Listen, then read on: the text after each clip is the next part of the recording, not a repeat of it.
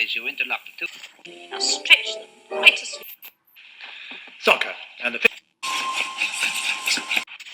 Quiet, please. In exactly 15 seconds, we'll be on the air.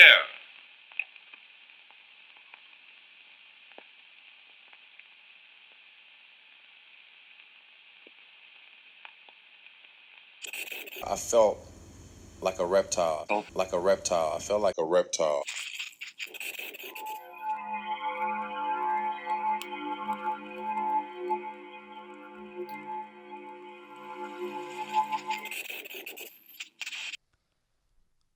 Yep. Beautiful. Right. Come here. My foot's gone to sleep. Of course it has. Oh, did you have my back crack then? I did hear your back crack. Jeez. I didn't know if you're going to Thanks get for back the up. chiropractic adjustment. You're not going to settle there. Of course you're not going to settle there. You're going to be fidgeting all the time. Yeah. There you go. Good to go. We're recording? Yeah. Happy days. You Hello, everybody. Comfy in your chair. Sorry, dude. In his director's chair. That's it, man. Hang on, we need to put a photo of it and move up on that. Hey everybody, welcome to Full Reptile Radio. Post UFC London episode. Post UFC London, post UFC Open Mat, post UFC everything. You've had a camera. You've been followed for the last week. Yeah, I have. It's been a mad week. This is it, man. I had about 14 hours of sleep last night. Feel pretty good. Yeah, a bit spaced out.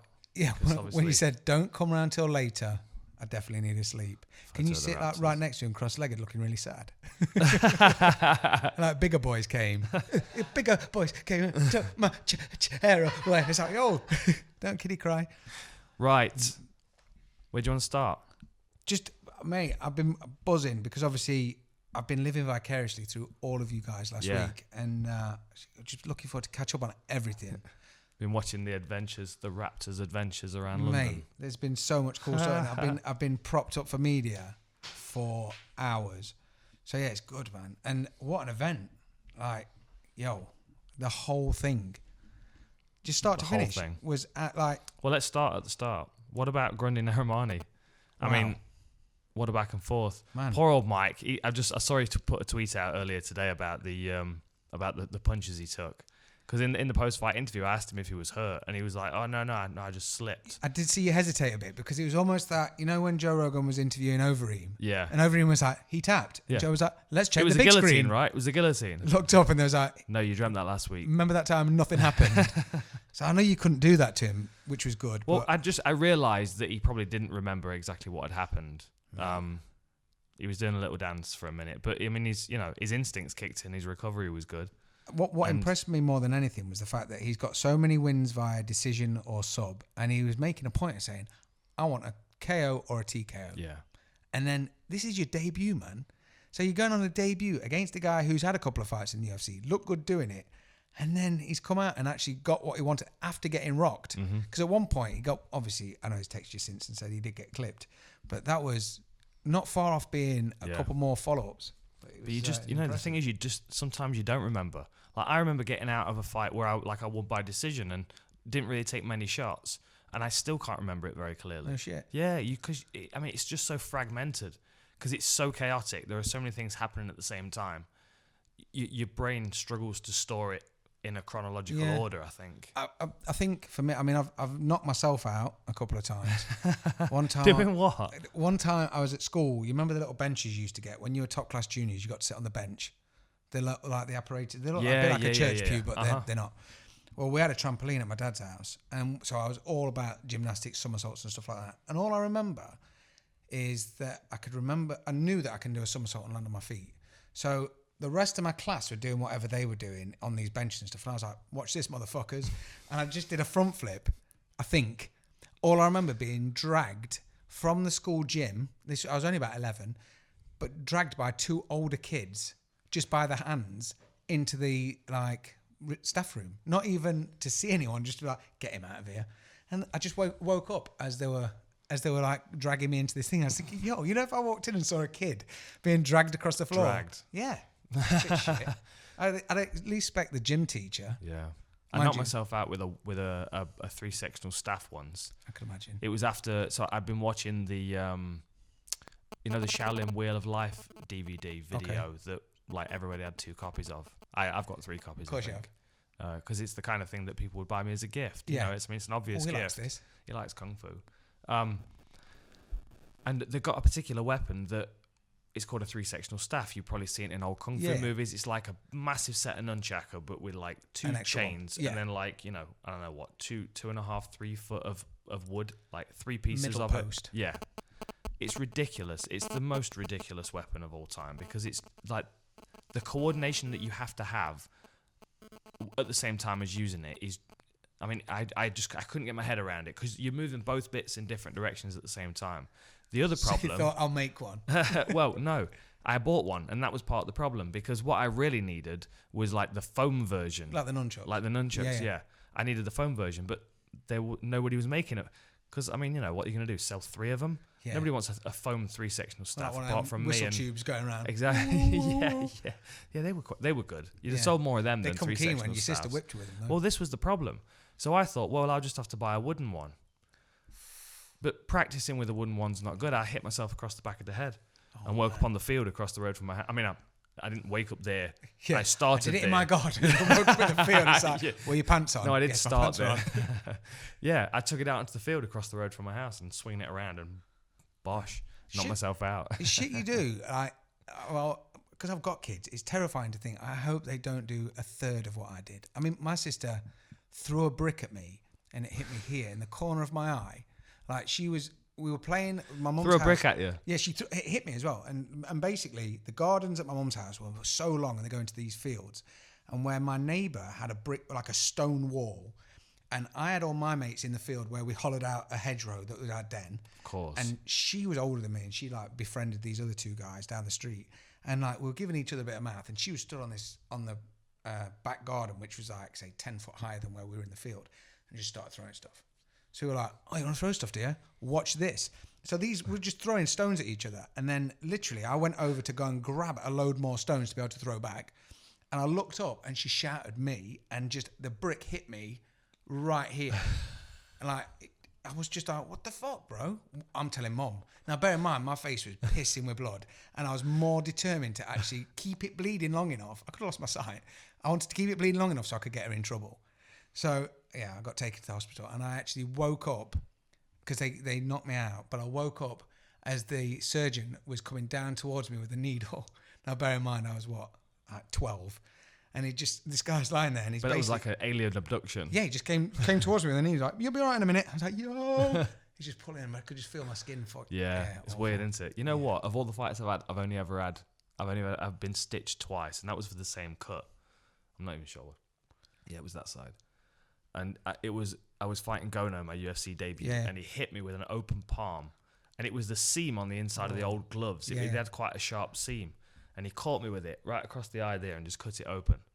And right after the event, I went into the back and I had 3 stitches put in it. And I don't know whether it was slightly swollen as well. Okay. But within sort of 48 hours, the stitches were loose. Like I could have slid a toothpick down the back of them. They were so like loose. Like a bad C-section. Yeah. So I thought to myself, I'm just going to take them out. Of course. So I clipped it and pulled it out. And like 2 weeks later, I was at 10th Planet in Hollywood training with Eddie Bravo. And I was rolling with him, my first grappling session back, first contact session back after getting stitched. Boy. And for a no-gi jiu-jitsu guy, he was wearing gi bottoms because he grips you better with them. Of course he does. And especially at eye. Exactly. So I'm stuck in a triangle and I'm trying to squeeze my way out. And I just felt myself just kind of brush past the seam of his gi bottoms and it just opened up again. It's a good defense though. Yeah. It's going to attack you with my blood. Right. So I had to go and get stitched again, but then it was just another 5 stitches. Wow. So 8 stitches total. It's not bad, really. No, I mean, I invested. Look at your mate Stefan Struve. By the time he was like 17, he'd needed another new jawbone. He's made of stitches. Yeah. Yeah. I actually, ever since I watched what's the werewolf film that was filmed in the Derbyshire Dales? Proper budget, old school werewolf film. I'll find out. But we're going to sit here until you remember. Yeah. So basically... Make this uncomfortable. In that, it's a load of Marines that go into the countryside and then they end up finding out there's a load of werewolves and they fuck them up. Oh, yeah. Oh, Dog soldiers. Dog soldiers. Dog Thank soldiers. You. There you go. You all knew. 1 Making point to it the like Raptors. A fucking sausage. 1 point Thank to the you, dude. Raptors. So in Dog Soldiers, there's a point where he gets out a load of super glue and he's fixing him, and that's what super glue was designed for. Yeah. It was designed for like Vietnam, or it was designed to fix people. So since then, I've got super glue everywhere because I'm not saying I'm clumsy, but I've just not got the time to go to the hospital. So it's like we were on holiday in Mallorca, and basically the kids had bought a fishing net, wanted to take it home because it had obviously cost about €2, so we're not leaving that behind. So they kicked off, and it was on a piece of bamboo. And I was like, I'll just chop a bit off, put it in the case. I just got to keep these happy because we're going home tomorrow. So literally, I pulled out a knife out of the drawer, went to cut the fucking bamboo and sliced my thumb so bad. I was like, oh, fuck. Shoved it in my mouth, and I was like, I'll just go to the reception, see if they've got any super glue.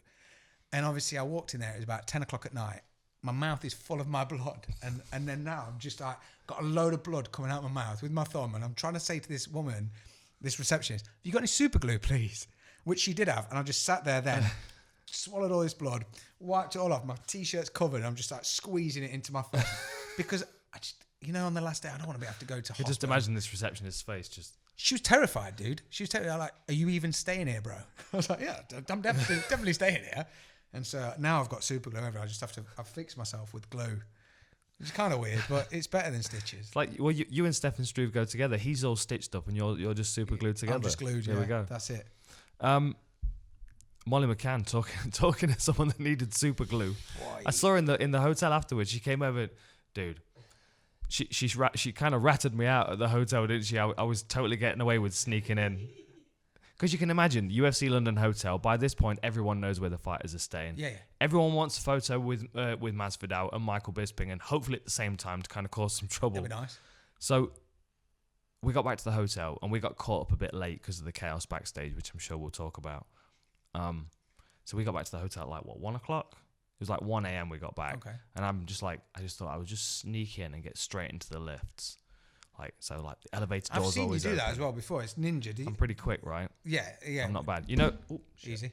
When I put a hat on, it's amazing how few people recognise me with a hat on. Oh, I've given my disguise away now. It's a black beanie. We'll it's not a black beanie. We'll just bleep out the beanie, the hat. Yeah, black beanie. No. We've said beanie too many times. Yeah, we have. Sounds like Morse code. We've just ordered a Chinese fucking egg for you. That's Morse code for beanie. Yeah, probably is. So anyway, I'm sneaking in, and there are 3 elevators in the Hilton. Lifts. I'm speaking to the American audience as well, though. We're an international show. We could do that. Are we? Well, maybe not with you. Let us know if we are. No one outside of Derbyshire can understand what you're fucking saying. No, it's all beat. What was I saying? Stealth. There are 3 lifts, elevators, right? And it's normally the one right nearest the door that's open all the time, consistently, so you can just dart straight into that one. For some reason, it wasn't. It was the furthest one away. So I'm creeping along, and I managed to just slide along, and I was just about to walk in. Molly McCann comes over with one eye looking like a bowling ball. She was like, Dan Hardy! And at that point, it was like, you know when you become aware of somebody watching you? I was all of a sudden aware of 150 people all turned around the hotel at the same time. Oh, man. And as she's coming over, there's other people making their way over, getting camera phones out and stuff. And I love those people. I absolutely do. But by that point, I'd been broadcasting for 8 hours. Man, this is it. And I had no energy left. It's time to know when to chill. Next time, if we can get it to shout, use voucher code Outlaw10 when she shouts you. Yeah. Do you know what I mean? Yeah. Monetize that shit. If you're gonna shout me, at least advertise for us. Do we look like a pair of shit villains? We green. Was it Greenback off? You look like a shit villain with that Outlaw t-shirt on. Look at that. Full retro, that's the first pressing, if you like. So this is before Tap Out was shit. We can say that, can't we? Hashtag before Tap Out. Hashtag before Tap. I don't know. I'm gonna get a letter dropped through my door one day telling me off for that. I don't know, man. How's that? There's a time when you can wear Tap Out, and it's when you got a hand delivered original Outlaw Tap Out shirt. And I was wearing red today. Yeah, so I was like, it looks good. It looks good, it, and it's like I said, it's the first press, and it's the foil one. It's the special one. Yeah. What are you doing? So it'll get framed after this. We'll raffle it off. Yeah. Raffle it off for Molly's new glasses. She looked one side looked like Baxter Stockman off of the Turtles.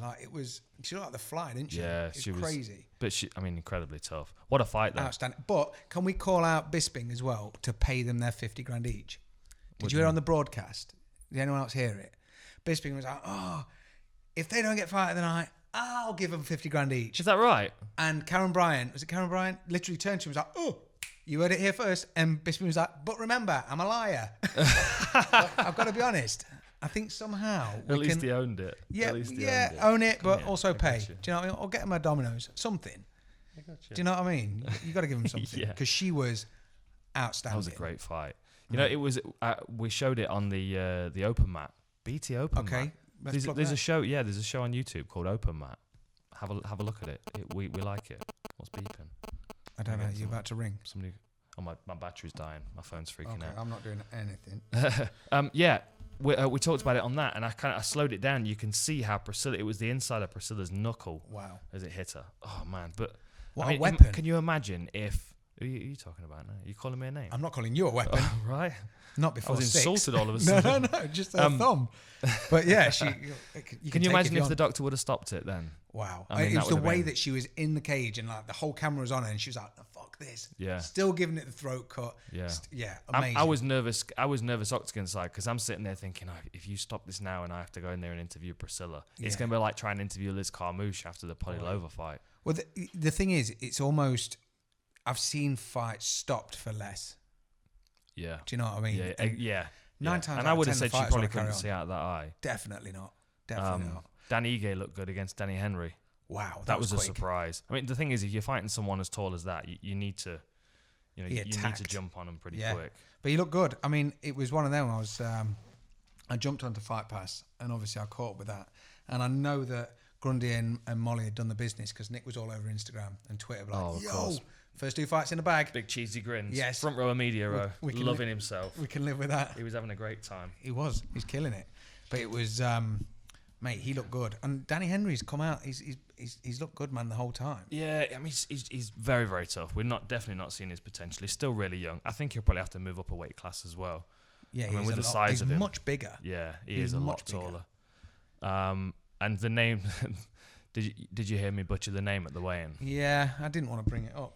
Yeah, you did. I didn't want to bring it up. You did want to bring it up. The microphone, but you came over today specifically thinking if he doesn't seem too tired, I'm gonna see how he fight discipled the name. Yeah. That's what that's what we'll call it. We'll fight. Yeah, I fight discipled the name. You did fight disciple this poor guy. It's terrible. And you're gonna say the name again? Well, the thing is, right? I looked at the fight card. I mean, the only other challenging name on there is Priscilla, and if I just pretend that I'm Brazilian, then I seem to do it better. It's Priscilla Cauchera. Honestly, wonder what you're going to say then. Yeah, Cauchera. Yeah, probably. I'm still probably butchering that. Puglia. Yeah. It's that breathing through in it. Puglia.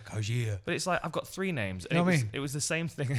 It was the same thing at the official weigh-ins in the morning, because like the fighters come through in whatever order there, and when I get downstairs at like 8:45, I've got a piece of paper and they've gone, right, these fighters have checked in. This is the order that they're weighing in at. And we normally get halfway down the card before it slows down and we get the odd fighter coming through. So I had a little bit of time to practice those 2 names. But at the weigh-ins, the official weigh-ins, when we're just rattling through the ceremonial, always confuses me. These boys are laughing. It's a long week, man. Yeah. Do you practice it like Anchorman? In my defense, my brain is fried. Red lolly, a yellow lolly. The Human Torch was denied a bank loan. So at the ceremonial weigh-ins, as they're walking up and we get to the Ige Henry fight, I'm like, okay, the next one's the challenging one. Saparbeg Safarov and Nikolai Negumerianu. And at the official weigh-ins in the morning, I nailed it first time. And his manager, Nima, was with him. And he looked over him and he was like, first time, nailed it. I'm like, if you've impressed Neems. I've got this. If Neems was impressed. Friends for life, man. I'm like, I've got this. But then as he was walking up onto the stage, I'm like, I'm going to screw this up. And once you've had that thought, looking out at like 2,000 people at the weigh-ins, you just kind of got to accept that you're on that path. Yeah. And as he came out the curtain, I went, Nikolai, Nick. Oh. And there was like a genuine, for fuck's sake. Negumerianu named it. And then I turned to the crowd because I heard like a smattering of giggles. as you would. I would be one of those. Of course you would. And I looked out and I was just like, yeah, okay, all right. We used to play a game. We're all had a good time. We used to play a game at Egg because we're on the phones. And you'd say to someone, don't say tits. Or something like that. So basically, you didn't answer the phone. The call just came in. It just went bing, bing in your ear. And you just spoke to the person. Obviously, they've been waiting in a queue. They've been marinating in a rage queue. Listening to listening to Simply Red Money Too Tight to Mention. You fucking psycho motherfucker. I'm what, 19, sat there, never had a credit card in my life, don't know about it. People are ringing up, seething, listening to Simply Red Money's Too Tight to Mention, sat in a queue for an hour, and then you've got money. Imagine, right? So I'm like, hello, you through to, can I take your full name, please? Oh, that's great. And your postcode. So that's November Golf, and just rattling through the fucking security, as you do. Which is now bad that I'm saying that after I haven't said it for 10 years. And you're doing all that, and then someone just lean over. It's taking up valuable hard drive. It's all. I'm pushing it away slowly, but someone will hit your mute button and say, "Don't say tits," and you're like, "What?" But honestly, the amount of times I can remember we were playing volleyball during a day, and we were bouncing this ball between us, and I spiked the ball over at Stacey's cousin who used to work there. He hit it back up, and I shouted, "Fuck!" But as I shouted "fuck," like the call came into my ear, went bing, bing, egg card call, right? So I was like, oh. So I just started coughing to make out that I hadn't said fuck. Oh. So then I had to go back to this. But then did you have to make your cough sound more like fuck? Cough, like, fuck. Yeah, fuck. So then I went back to the customer. I was like, I'm very sorry. And this really nice old dear was like, are you okay there? Would you like to get a drink? I'm like, yeah, best to, because I'm going to get sacked. But it cost me. No, you're not. I don't believe you. You were like, I wonder how many times I can get away with that. Honestly, throughout this call. I was terrified. Sorry. What did you say again? I've got a terrible tickle in my back of my throat. We'd play bingo. We used to play bingo, and like there was a list of words that you'd try and fit into something. But because I didn't give two shits, someone would give me a list, and it'd be like wigwam, pink lemonade, oversized elephant, and I'm like, oh my god, have you seen in the news? Yeah, that oversized pink elephant floating in pink lemonade wigwam, and they're like, what? Like, give me my money. Anyway, that was it. Back to your money problems. Money. Yeah, imagine. So not good. I can't remember what got us there, but that was a terrible moment for me on stage, butchering the name. But even more terrible was him cheating all the way through the fight. What the fuck? I was so frustrated. Not him. Is it his opponent? It's Safarov. Man, like 10 times or something, he was grabbing the fence when Leon. I need to get the names right. Let's go. I hope we never get a fight between Danny Roberts and Leon Edwards, and Leon Roberts is refereeing. Leon Roberts.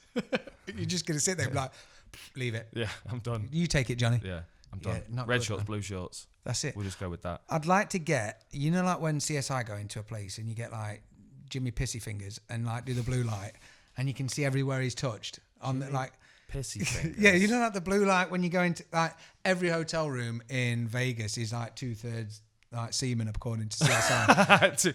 Like your 2/3 super glue. Yeah, 2/3 super glue. Yeah, 2/3 semen, which is a good gamer tag, I suppose. But like, if you could have a marker as to where he's grabbed on the cage, because he literally grabbed like 1,000 times, and then he had his hand slapped away, which is international for stop fucking doing that. Don't eat those cookies, as I said in the broadcast. Yeah, you know? Exactly. It is. It's like if somebody slaps your hand, it means it shouldn't be where it is. Yeah, and then not only that, when they were in the clinch, and he put both of his oversized hands on their backs and went stop. Yeah, and he was just elbowing like, stop doing this. Do you want me to stop elbowing? I don't get you. And he's like, fucking stop. It was ridiculous. And obviously he gave him was it the opposite side to Molly's, but he had another. He had an extension on the side of his face. That was bad. And you got to wonder. I mean, the elbow that he hit him with, once Leon had tried to stop them, was probably one of the worst he landed. I mean, I will say, his ground and pound was excellent. Yeah, but when you've given someone concussion illegally and through grabbing a cage, I don't know how excellent it is. I was not happy about that. Maybe if we electrify the fence and then we have somebody that's just like fence police that just sits on the outside next to the timekeeper, and every time there's someone that just straight across the cage, smoking. No. Just a little, like a dog collar, like the one. Yeah. Like licking a battery times 5. Or if they stop, reasonable, right? If they stop the fight and like did Rochambeau, I could just imagine so. You know what I mean? When you tested the smoke alarm at home, you're like, and it's still good. I don't know why it's beeping. I'm not sure whether I felt that or tasted it. Yeah, it's weird. Did electricity have a taste? Yeah, it does. But what about if they Rochambeau'd? So let's say he's grabbed the cage. What? Rochambeau. So you do rock, paper, scissors to be able to kick the other person in the balls. But what's the word that you keep saying? Rochambeau. I've never heard that word before. You've not seen it on South Park? No. With the Mecha Streisand episode in Barbara.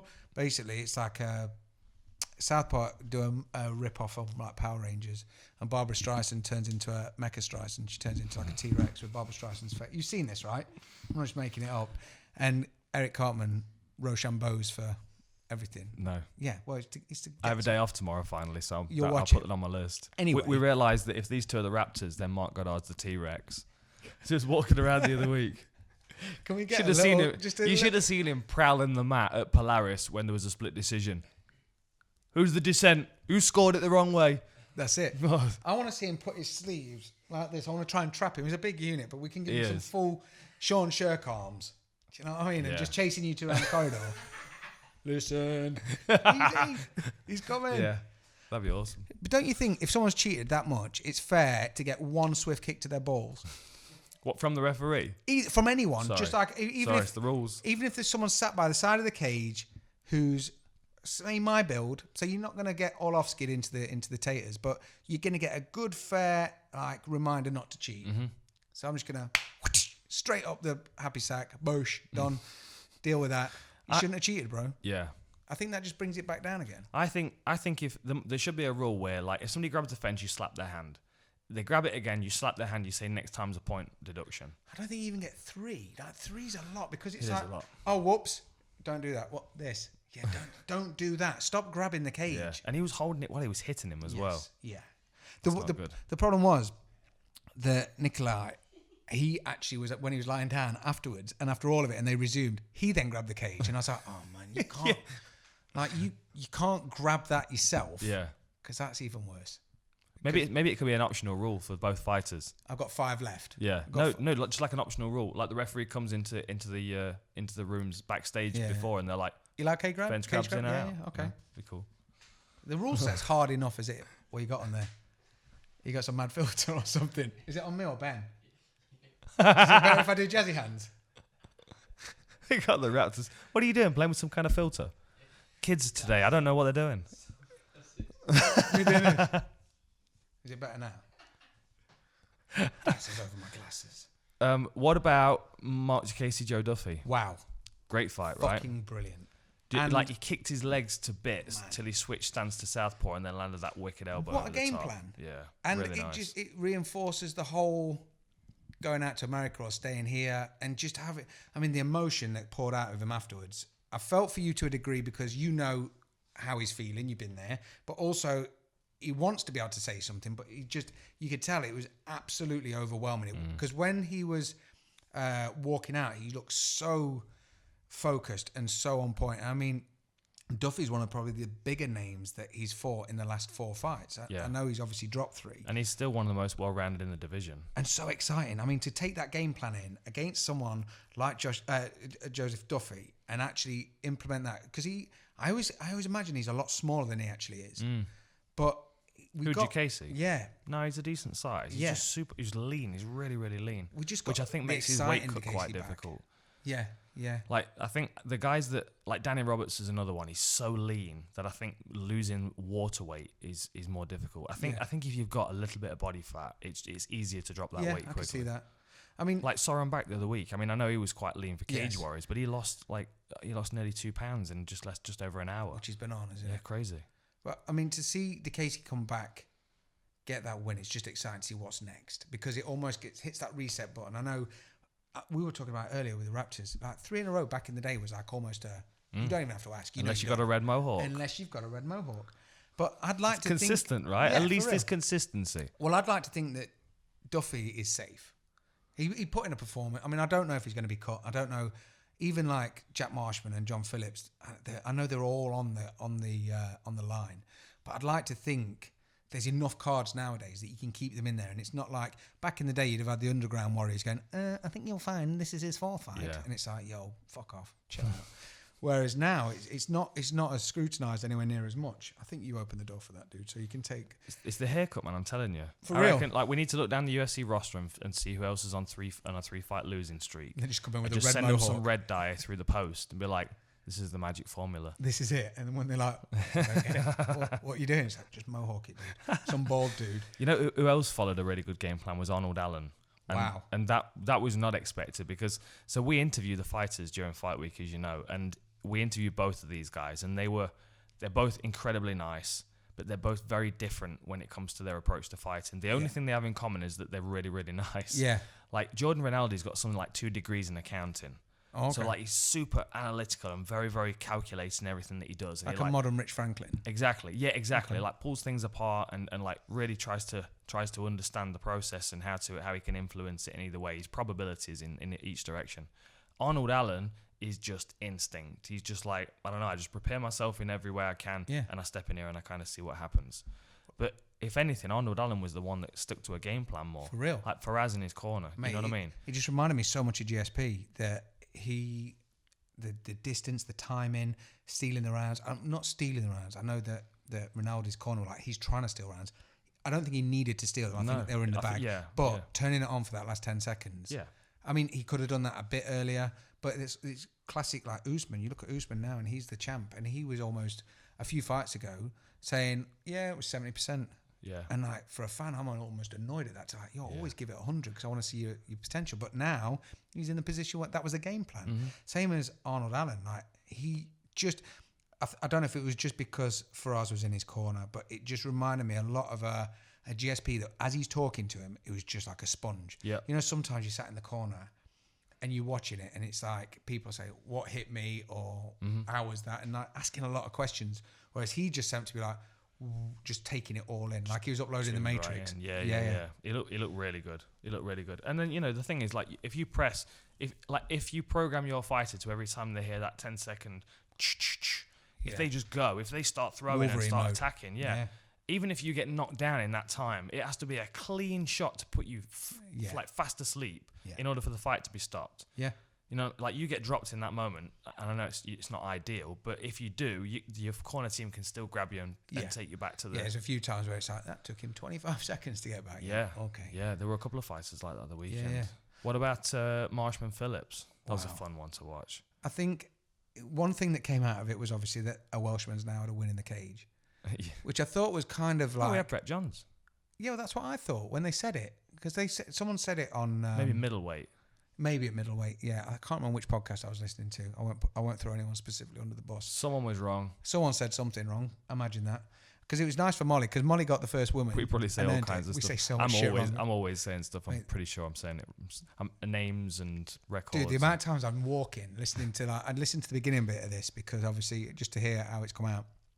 And if I hear something, I sound like, you fucking idiot. It must be. However, if like 17 people are listening to this and like half of them are fucking mad, what a dickhead. What are you doing? But I would have been happy with that being a draw, I'll be honest. Yeah, I'd have taken that, and I'd like to keep them both on. Yeah. Because they're both exciting. They're both... We'll just run it back next European event. Definitely. Put them on the June card in Stockholm. For real. And we'll just make that like a, they can fight 3 times a year. Was that the first one of the main card, or was it... No, it was Nathaniel Wood, wasn't it? This was closing up the prelims. No, that was the first one on the main card. Okay. Yeah, it was. First one on the main card. Then it was Danny Roberts, Claudio Silva. Verbal submission. Fuck off. So, I mean, the thing is... the referee, I can't remember his name, Kevin Sataki. Kevin Sataki? He's a good referee. He is a good referee. When you hear a fighter scream, then obviously the instinct is to intervene. You want to jump in there, and because that arm could have been broken. The way it was twisting, it was. But Danny Roberts would have rather it be broken. Well, this is the thing. There's no... I don't think, and I'm going to check this with my friend Goddard, there's no distinction over what a verbal submission is. Like, there's not like a safe word. It's not like tap or... Yeah, I did hear you saying this on Open Mat Live, because I thought of Jackass with Alabama. That's always the safe word I always think of. Alabama. I'm not going to remember that when I'm getting my arm twisted off. You remember pineapple. But, like, a fighter, would have to say, stop, tap, whatever it is. We need to pick a word, and it's like if you need to tap out, you can't physically tap. Yeah. this is your safe word. This is the word that the referee knows that you want out the fight. Yeah. Because as he was stepping over, I mean, yeah, he may have screamed, but it's a fight. Things hurt. But you could see his mouth. You saw Danny Roberts' mouth. And obviously, I'm not into bashing referees by any sense, because obviously it's a really hard job. And the whole fight, I mean, Danny Roberts was defending against some absolute epic attempts. And he was looking good, and obviously they all looked like they were going to finish him. Or not all looked like they were going to finish him, but they all looked dangerous. They all looked like he wasn't pulling any punches. But I don't know if he got caught watching or what it was, but it was just like, it just seemed so like out of character that he was like, no, that's enough. Yeah. And I know, but then, he was adamant and saying that's to him, yo, you said it twice. Yeah. And he was like, no. See, that's the thing. That's where we need to hear from the referees sometimes. If there is any confusion, the referee should be able to speak and say, look, this is what I heard and saw. Yeah. I mean, the thing is, they have been appointed to do that job. So we've got to kind of let them do that job. Yeah. We've just got to make sure that the criteria in which they're making those judgments is clear. And I don't think that is clear. No. Well, it almost comes down, I mean, the ref's job is the easiest when you're not doing it. Yeah. It reminds me of like a Lee Evans sketch, you know, where Lee Evans is in the stands and he's screaming about a football game. Yeah. And basically the ref says, stop everything. Just you. What did you say? And he's like, oh, well, I was thinking maybe you could just dribble it around him, you know. And like, funnily enough, talking about that and this fight, I was outside the hotel and I was overhearing a conversation, and one person said, if he'd have just stood up, he'd have won the fight. Amazing. You know, like it's a An choice. analyst. Yeah. The next fight was good. Nathaniel Wood. Dude. Special fighter. He's a special fighter. Quinones is good. Jose Alberto Quinones. Which is kind of tasty. It's a cool name, and he looked like a bandit out of like a Western movie. He did look like he'd been in Desperado. Oh, you know, if it's he'd walked out, that overgrown moustache. He's got that twist on it, man. You know, if he walked out with like a violin case, or a cello case, they were like, "Yo, yeah, Antonio Banderas is cool again." Yeah, a Reebok poncho. I don't know if I could do that. Maybe I'm just trying to stay on brand, dude. I think I'd rather have an Alton Towers poncho. Is that bad? Reebok have scrubbed me. He's wearing fucking tap out. Yeah. Rick James socks. Hashtag before tap out was shit. Yeah. Anyway, Dominic Reyes, Volkan Özdemir. Man. How did you score that? I need to watch that back, because I'll be honest, I try and keep track of the fight when I'm commentating, but I also appreciate that I am in the arena and I'm not a qualified judge, so I don't know how influenced by the crowd I can be. Yes. I don't feel like I am, but then you always wonder if you saw the fight as clearly as I had Volkan winning, and one thing that influenced that was the stats I had in front of me. I mean, and don't get me wrong, they were razor thin. I mean, it was like 2 or 3 strikes in it. Yeah. I felt like Volkan had landed the more significant stuff. And dropped him more. He seemed to have... And he got more... I think he got 2 takedowns out of 3 attempts. Yeah, but he just looked like he was controlling the whole thing. Me and Kid Mystery were talking about it. He just seemed to be on his bike more. And for someone like Volkan, who essentially with DC was not starstruck, but he didn't do what he wanted to do. And then against Smith, he was super aggressive. This time, he had the same aggression, but he wasn't as banged up anywhere near as much as he was against Smith. Good. Yeah, I mean, and to be fair, he was doing a wicked job at slipping the jab of Dominic Reyes and cracking him. Because I mean, I think he had a reach deficit. I thought that was a good performance by Volkan, and I mean, I did score it a split decision. Probably for him, I would have seen. Yeah, I need to. I'm gonna watch that one back later. Yeah, I think the problem is they've both been involved in really high profile fast knockouts normally. Yeah, like when you look at Volkan, he's had on his way up to DC, he was he unbeaten, and just his first like 8 fights or something like a combined time of say 3 minutes, but.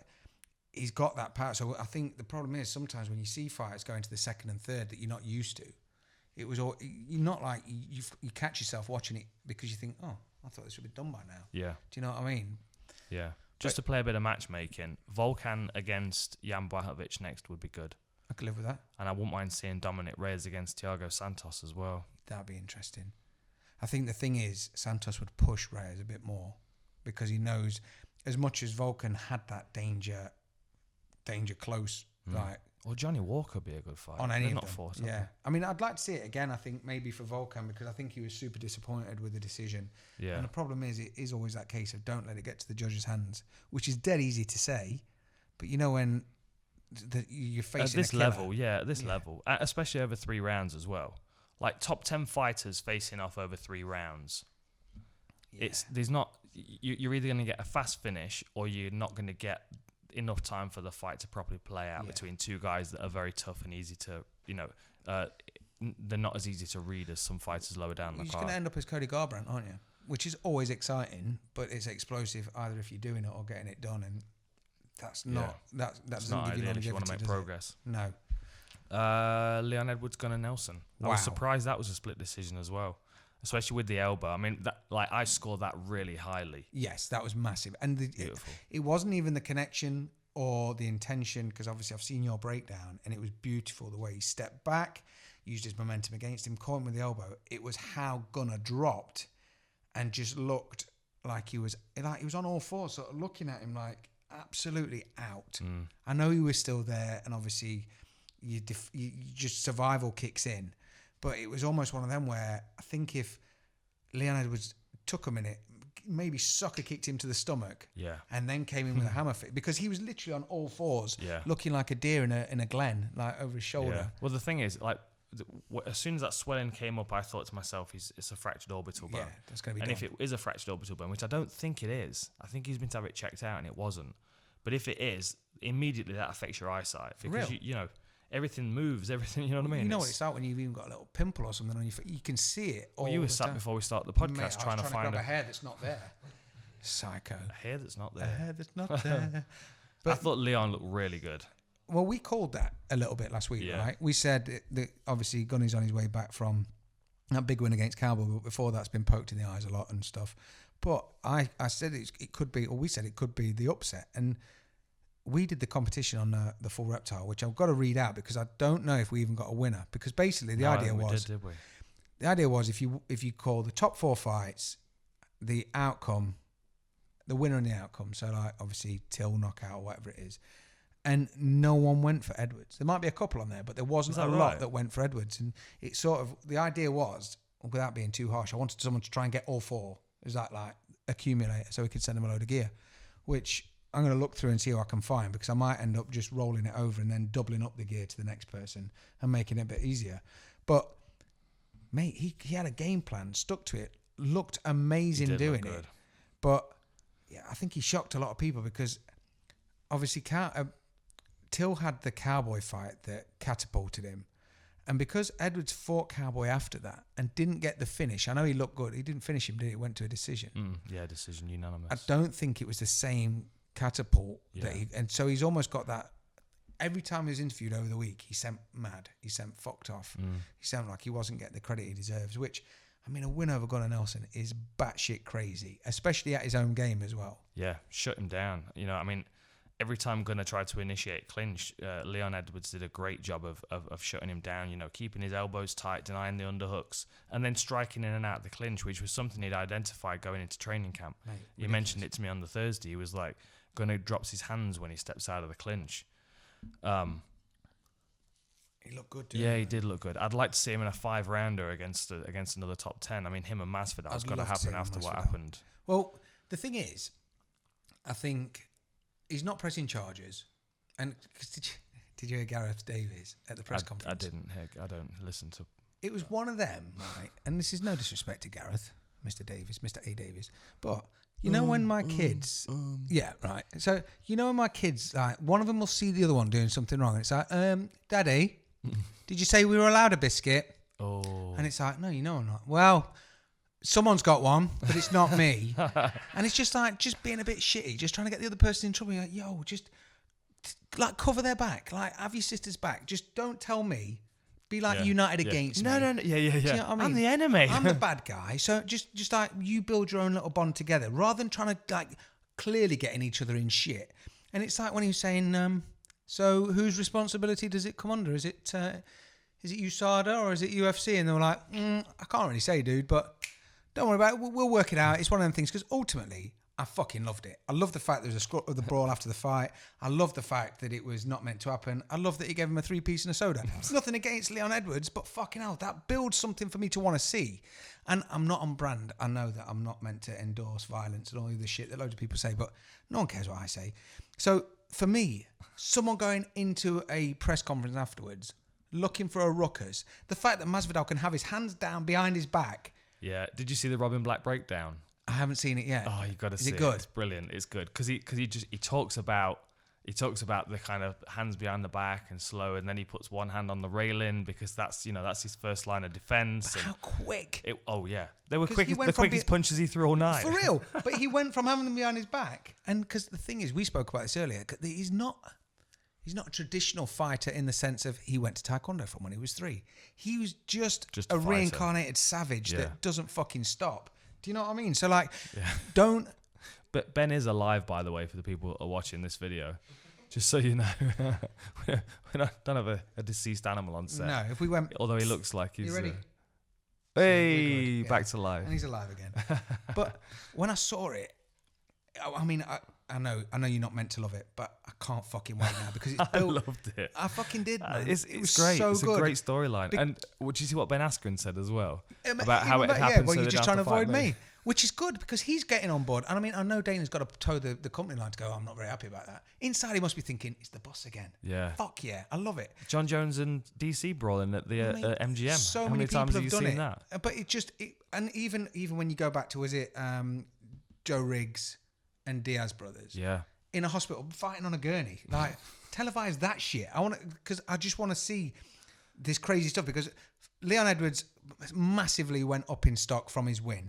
Then he went up even more by not pressing charges. Mm-hmm. Then, to me, it seems like, because Masvidal was playing that, I might not want to fight you. Whereas now I think, look, dude, you own one. Because the UFC could either go, well, we're going to fine you or do this, or you just sign this fight. And that's going to be a massive fight. Yeah, it is. I want to do the face-off for that. I want to do the UFC face-off for that. Can you imagine? It'd be gold. Well, Edwards, he's already got We need security venom. for that. We need Steve. Steve and Tiny there for that. Absolutely, dude. Well, that was my favorite part of Fight Week.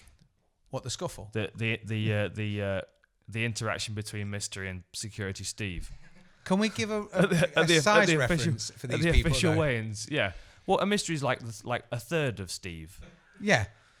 Did it look like Steve was picking up his child from nursery? That's no disrespect because we're a similar size.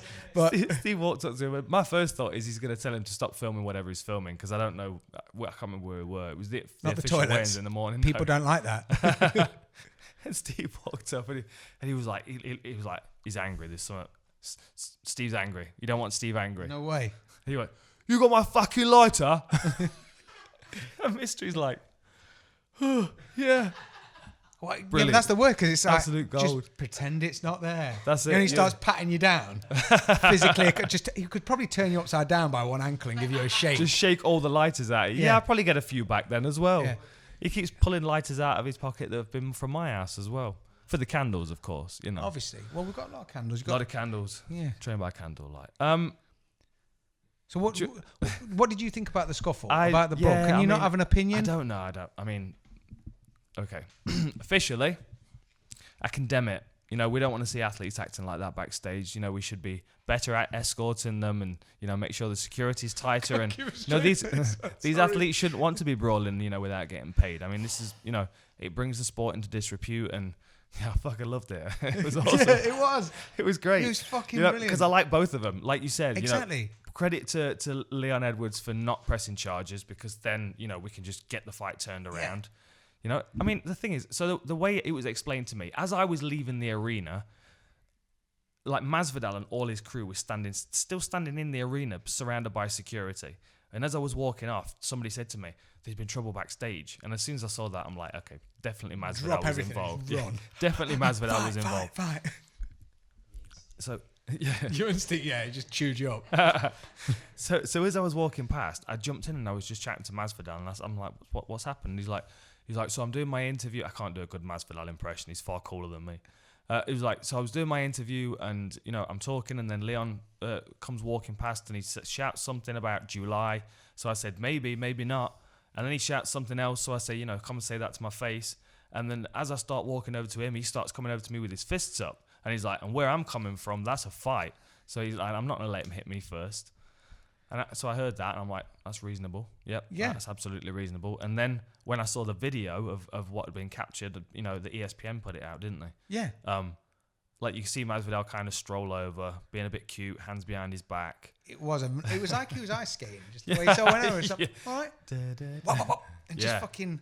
Yeah, dude. And then throw a 3-piece at him. And a soda. I'm not sure where the soda was. I didn't see that. Mate, I didn't see any liquids involved other than the bit of vino that came out of Leon's face. Mate, there was. Maybe that was the soda. Maybe. Is that soda? Maybe we'll ask Jorge.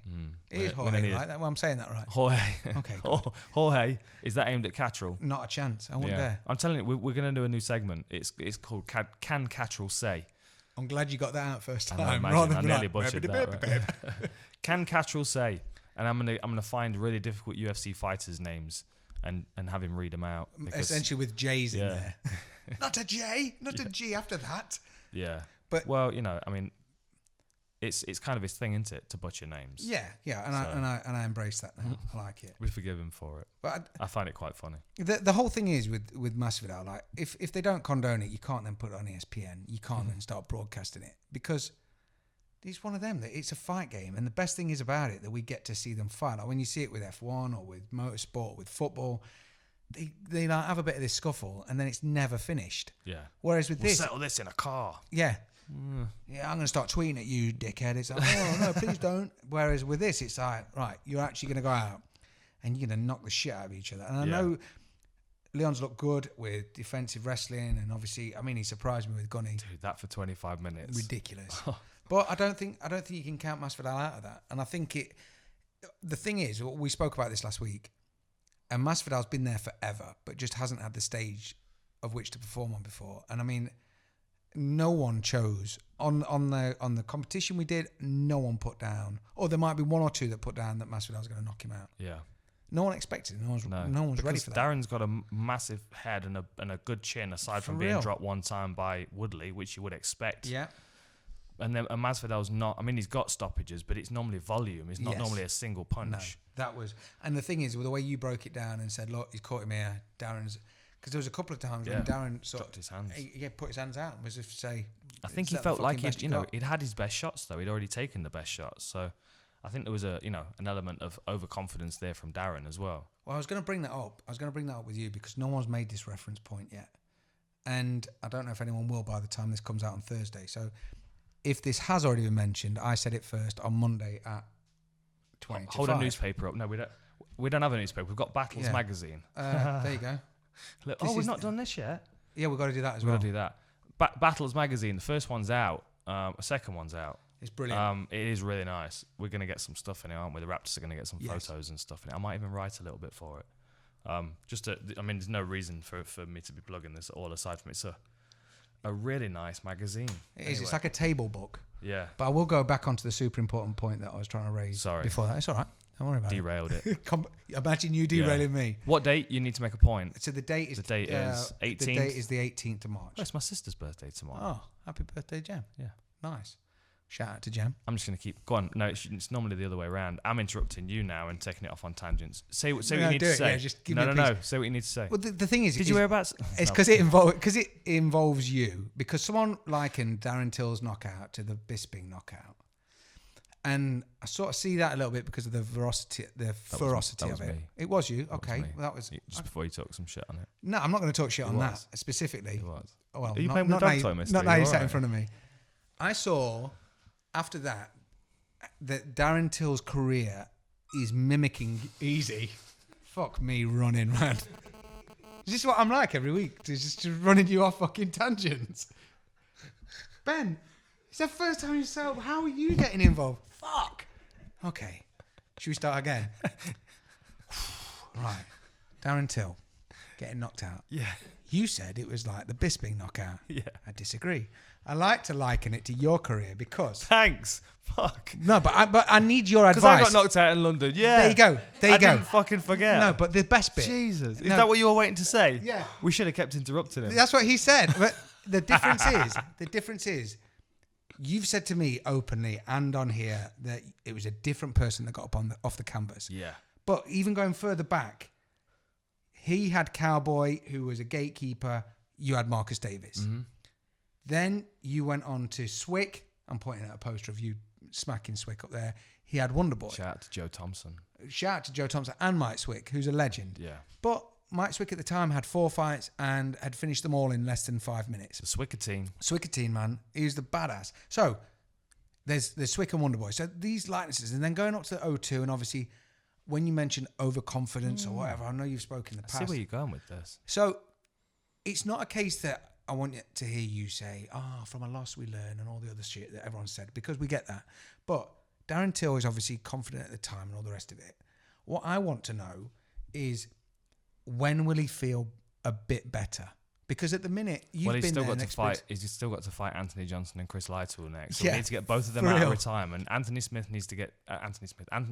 needs to get down to welterweight again. Man. That's never going to happen. See, that's the difference. You had another 2 after that, which was insane against Johnson. But you were in his position where you've woke up at the O2 and gone, okay, right, so we're in hospital now. Yeah. Whereas you seem to, obviously, I don't know how Hardy was knocked out compared to you, because I've not got a fucking volume to measure that by, but you got up and had an interview to say, I got punched in the face. Yeah. Oh shit. Darren didn't look like he was going anywhere for days. No, but that's true. He needs to hear something that, obviously it's going to get better, but there was a lot of hype on the Woodley loss, like it was fuel to win this one. Mm-hmm. And it was almost like the production team had overlooked Masvidal by putting a lot of time, and that's no disrespect, 'cause I love the narrative, but it was all angled towards Darren going, fucking hell, I lost that one, but watch this, I'm going to make a statement. Yeah. And obviously got caught in the most vicious way he's ever been stopped before, or ever stopped.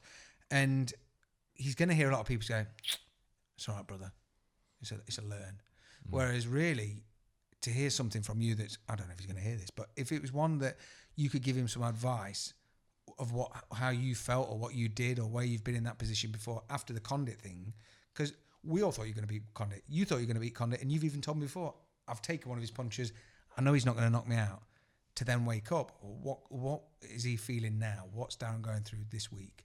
Well, there's a lot of doubt that comes with it, a lot of self-doubt. I mean, and it sounds stupid, but the way I got around that, I watched the fight over and over again because I knew I was going to be watching it. I was going to keep seeing it over and over again because it was a highlight reel knockout, and you have to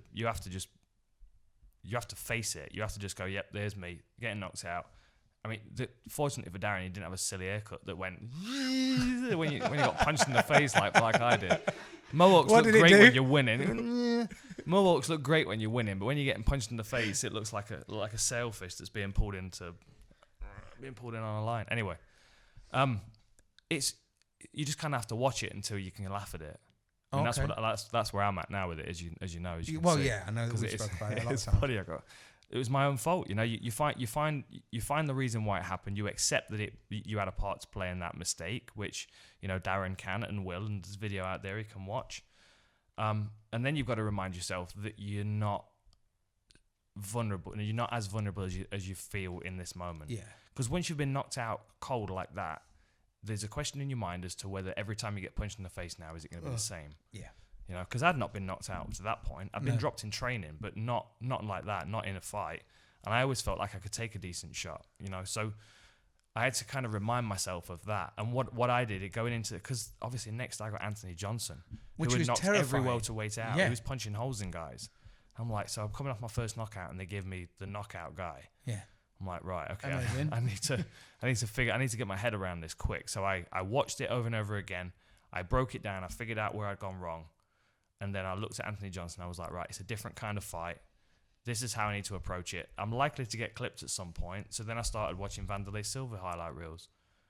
And shit. He just, not even highlight reels, just fights. Because he just walks through stuff and which takes he did. shots. Yeah, and I'm like, he's been dropped before. He's been knocked out before. And he's still just walking through shots and stuff. So that was how I got my confidence back. Just kind of reminding myself that I wasn't as fragile as I felt after that moment. Because he will be feeling fragile at this moment. And I think that's important. I mean, he'll probably, like even with Bisping, when Bisping lost to Henderson and came back against Dennis Kang, which is still to this day one of my favourite Bisping fights because he came back. I mean, he looked like Prince William had been like starched with his. He literally got knocked out with a stiff upper lip. Yeah. Again, another highlight reel knockout. A massive one that you've got to face. Accept it. Yeah. Same with Ronda, and I think that was a problem when Ronda came back to fight. Well, she went. She hibernated. She'd not accepted that knockout. She'd not watched it. She didn't want it in any of the UFC promos or anything like that. And the problem is they almost obliged that to a degree. Can you remember when Holly Holm was it Misha Tate? And it was like, yo, Holly's just knocked out Ronda with a head kick and it's not in the promo. Dude, you know, right as the fight was announced where Ronda was coming back to face Amanda Nunes, they had this video, and I wish they'd have kept it up because it was great. But it was the knockout from Ronda's perspective, and they'd reenacted it. So they got like a camera on the floor, lying on its side, and it was kind of blurred, and it was like getting up and kind of. Oh shit! It was weird. It was like recovering and coming back, and that's the story. If somebody loses by a knockout, that's the story. Who vetoed that? I think Ronda's crew did, and it was taken down, and we've not seen it since. And it was a shame because it's like first of all, if I'm fighting someone that has not accepted coming off a knockout and that happened, I know that there's a psychological vulnerability there. So that immediately gives me confidence going into the fight. Yeah. Like if I was Amanda Nunes in that moment and I found out Ronda didn't want that to be used in promos, I'm like, she's still not accepted it. Yeah. That means she's going to be timid. Myself. That means she's going to be either panicked coming forward or panicked covering up. She was. Yeah. What do you think? He's got to accept it. He's got to watch it and he's got to digest it. Do you think he gets more humility with that? I mean, yeah, I've not met Darren, but I know his character. It comes down to character, persona, and all the rest of it. I mean, there's a point where you were knelt down talking to Mark DeCasey, and your dad tweeted, "That's the real Dan," and that's the Dan we know, and obviously you guys know, but not everyone sees that. And I think with Darren, he even said something in the open workouts, which was like, "I wanted to be violent again," and that concerned me a bit. He did look good. He looked great up to that point. Exactly. Though, you know? I mean, that's the thing. It was a tough fight, and I think people didn't credit Masvidal for being as tough as he was. I think that's the biggest point because he when he got dropped, he smiled and shouted at him. When he got cracked in the face, he sort of waved him on. Yeah, there's a lot of points where you're putting him against someone that's not fragile in any way. You're not gonna rattle him mentally.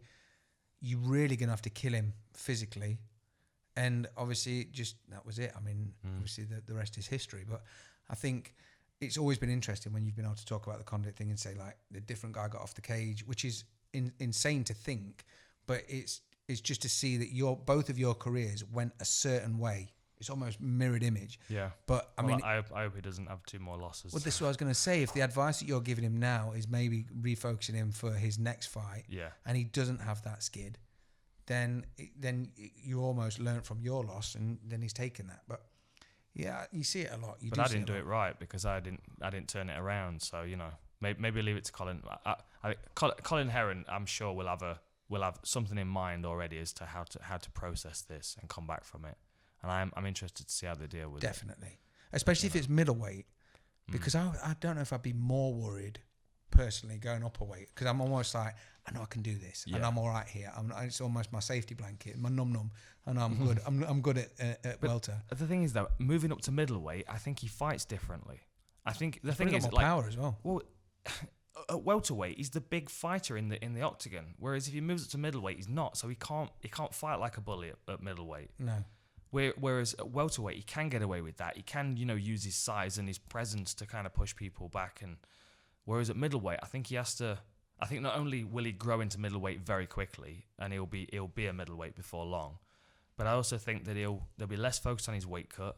Yeah. And there'll be more of a focus on being a smart, intelligent striker that is. And it'll probably be easy for him to make as well. Yeah, exactly. Less focus on. Almost like when Bisping came from light heavy. Mm-hmm. Can you remember? After did he fight Rashad? Yeah. And lost. It was his first loss, wasn't it, to Rashad? So. And then sort of went, right, fuck this. And I think it was the best decision he ever made. Especially when you look at who's at 205 now. It's almost like, I mean, over the years, you look at who's at different weight classes, like Ken Flo at middleweight for Ultimate Fighter 1. Crazy. What the fuck? Crazy. But now people are seeming to fit that position a little bit better. They seem almost charged for that weight class. Whereas I think Darren, like you said before, is stuck in between.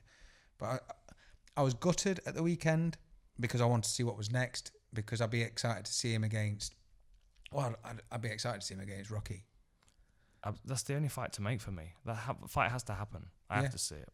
Yeah, Till or Masvidal. I'd like to see Till fight Rocky. Yeah, I think Till needs a bit of he needs a break, and he needs to think about weight class. I do think so. I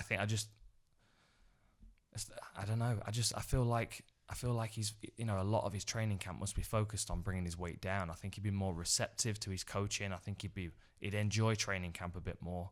You know what I mean? And you get good performances out of that. Yeah, it's the same story that we're seeing from a lot of guys moving up. Yeah, you know, like Anthony Smith's the ideal example. He moved up.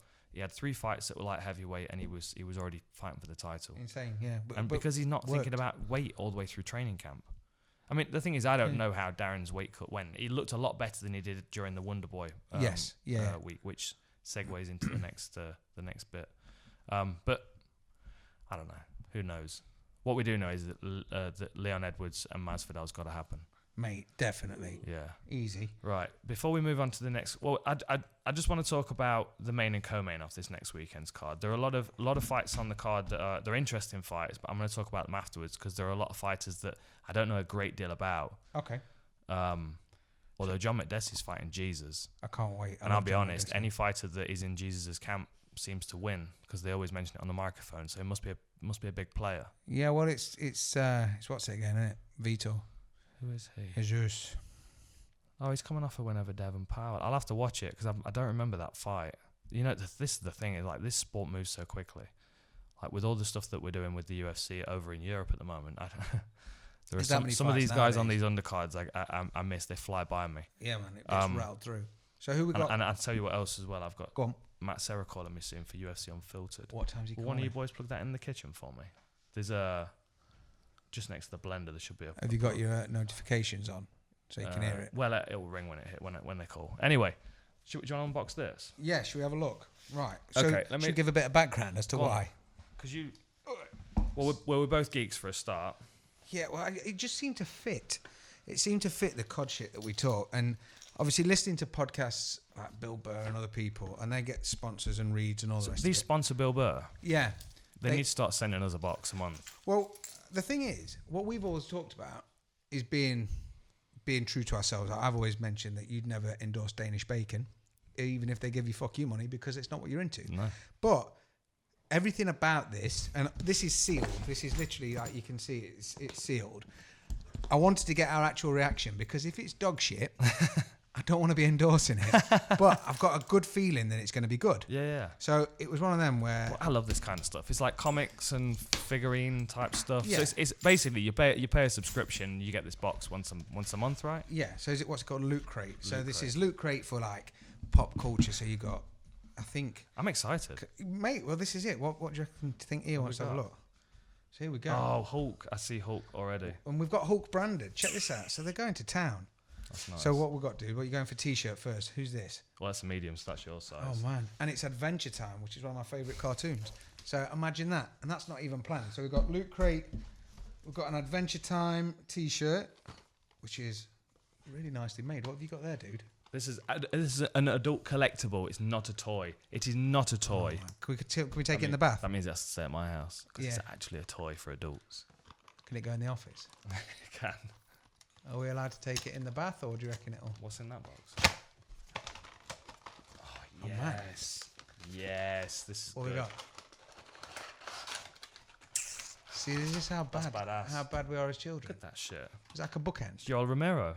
Let's have a look. Dude, that's awesome, see?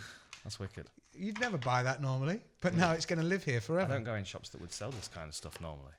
I've got a really... That's badass. That's badass. I've got a really stealth box next. Yeah, what's that? Have we nearly opened all of this? We're like children at Christmas. It's all gone. We ran out of stuff. Okay. Just throwing it. Just craziness, madness. Yo. There's an Attila loot pen. Oh, nice. Got an Attila loot pen. Is that Dragon Ball? What's this shit? Is that Dragon Omega Ball? Supreme. Are we too old for this stuff?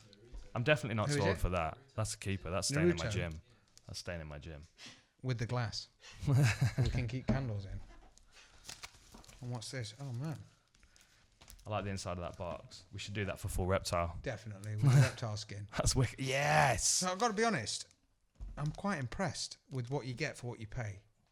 Yeah, we got the cheap box, didn't we? We got a cheap box because I wanted to see. We're testing it out. Yeah, we're just testing the water. I like that. That's definitely staying in my nice gym. stuff. Look, Wicked. nice one, dude. Well, Anyway. I'll take all this loot. Score. It's a score, and I've got a new glass. Score. If I didn't know who he was, but that's not a cartoon that frequents my skybox. I bet Israel Adesanya knows who it is. Of course he does. He likes those Yeah, kind he's of... probably fought him once or twice. You know what I mean? Someone's animated it so that he fights. But I think that was the realest way we could unbox something. I like it. It's been sat in my house for a week and I've not been able to touch it, which has kind of bummed me out. I'm excited for the next one already. Curtis Blades against Justin Big Pretty Willis. Oh, man, yeah. I hope they get to it because Justin Willis against Mark Hunt. Mark Hunt just kind of stayed away and jabbed him. The thing is, though, Curtis Blades is a different kind of fighter. He's going to crowd him. He's going to get on his legs. He's going to drag him to the floor.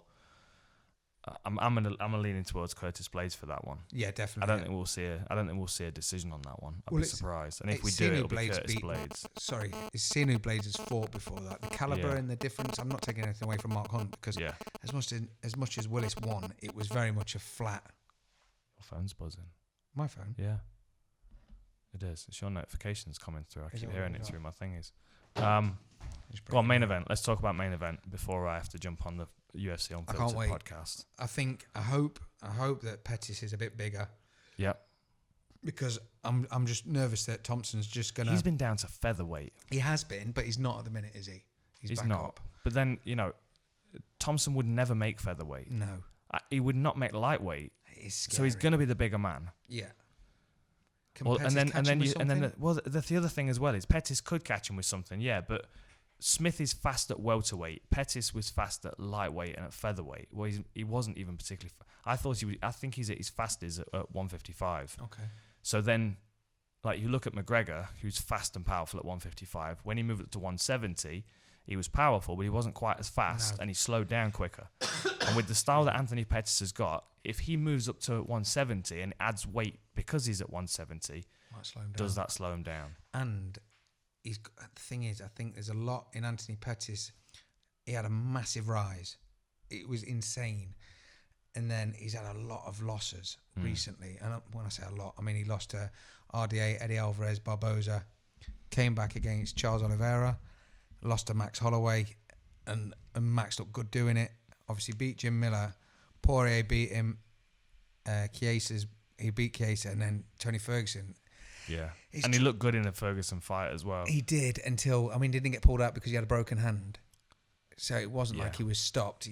Duke Rufus said no more. Yeah, good call. Yeah. Good call. The thing is, it's like we spoke about before. If you know, if it's head and heart, head saying Thompson all day. Because he's bigger, he's had more experience in that weight class. He's got point fighting down to a fine art.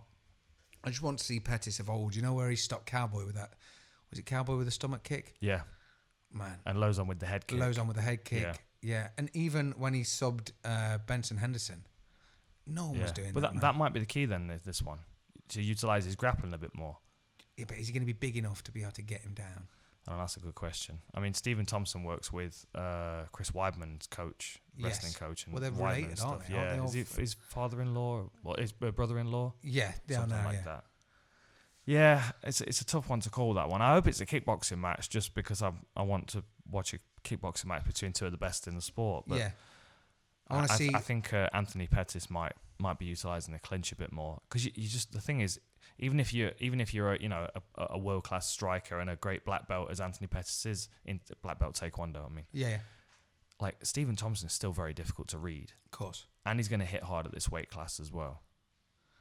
I hope he just throws it all out and goes for a fuck it flurry, and just goes for it. Go on, what's your pick? Let's go main and co-main event. What's your pick? Okay, I would like to see Pettis win, but I think Thompson's going to win. And I think he's probably going to catch him and give him chicken legs. Really? Yeah, and sort of just, I think he's going to catch him with something because I think it's going to be mid-range between both of them doing something flashy. And as much as Pettis has got that super flash, is this Matt Serra? Yeah. The Terror? Yeah. Imagine. My battery's dying there, so I've got to get to it. Go on. All right, no worries. So, head and heart, I want Pettis, but I think Thompson will win. And then I think Blades will win. And Frankie Saenz is he coming off a loss? Oh, I'm not going down that far. Okay, no worries. Well, I've just got so it's Curtis. Yeah, Marlon Vera, Frankie Saenz is their co-main on mine, but that's really? Sort it out. Oh, yeah. Curtis Blades Willis. Okay, well, I think Blades will do it. I think Blades will pressure him. Decision. I'm seeing Blades by decision, and I think we might get a decision out of Stephen Thompson as well. Yeah, I think. Yeah, I just want it to be what it could be, but I think it might just be drawn out a bit. Cool. Yeah. All right. I'm gonna jump on the podcast. Yeah, right you now run and with get Matt onto that, and I'll turn this off. See you later, boys. Nice. Catch you later. In a bit. Thanks, dude. Do you want me to get here before she falls off the table? Stay there. Come here, Pooch. Oh, good girl. Oh, good girl. What's up? Did he leave us? He wants to speak to Matt Terracera. Do you want to go and say hello? Let's go and say hello. Okay. Do we need to press anything on here? If you don't just press The record button again. I'll let you do it.